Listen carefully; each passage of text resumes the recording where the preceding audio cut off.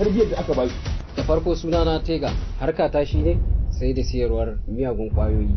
Waɗannan da kuke gani yarana ne. Gaskiya ne Tega, mun ji takaitaccen bayani a kanka, amma don haka mu ma bara mu gabatar maka da kanmu. Ba bukata ki gabatar min da kanki, domin kuwa na san tarihi. Sunan ki Fauziya, ana yi maki lakabi da Fauzi, ke yar asalin jihar Gombe. Ke kuma Asama'u, ana kiran ki da Asami. Asalin ki kin baro jihar Jigawa ne, kin shigo harkar bariki ne a dalilin auren ku. Ke kuma Dija, shekarar ki 6 da baro ƙauyen kika shigo birni yawon bariki. Ina fatan kun gane. Ka yi ƙoƙari sosai, to amma menene dalilin zuwan ka gare ni? Yan daba ɗin banza, yan daba ɗin wofi. Mama shi kenan yanzu an raba ni da Suhaima. Wace ce mama taka? Da Allah miƙe.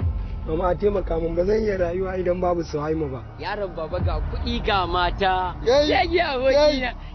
Wallahi baka isa ba. Sai da ka zo kan gama wadata ta sannan zaka ce min wani zaka rabu da ni, to wallahi in ga maka baka isa ba. Ke ni fa dama ba son ki nake ba, yanzu kuma na samu wadda nake so. Saboda aka kyale ni mana. To ke son shi kike yi?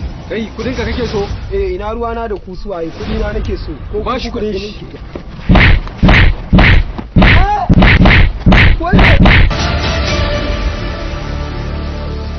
Minti biyu kawai nake so ki bani a cikin lokacin ki. Minti biyu? To ai ni ma ban da minti biyu, ni ma neman shi ke in kara. Ai da ban ga kulawar ba, sai yanzu zan ga.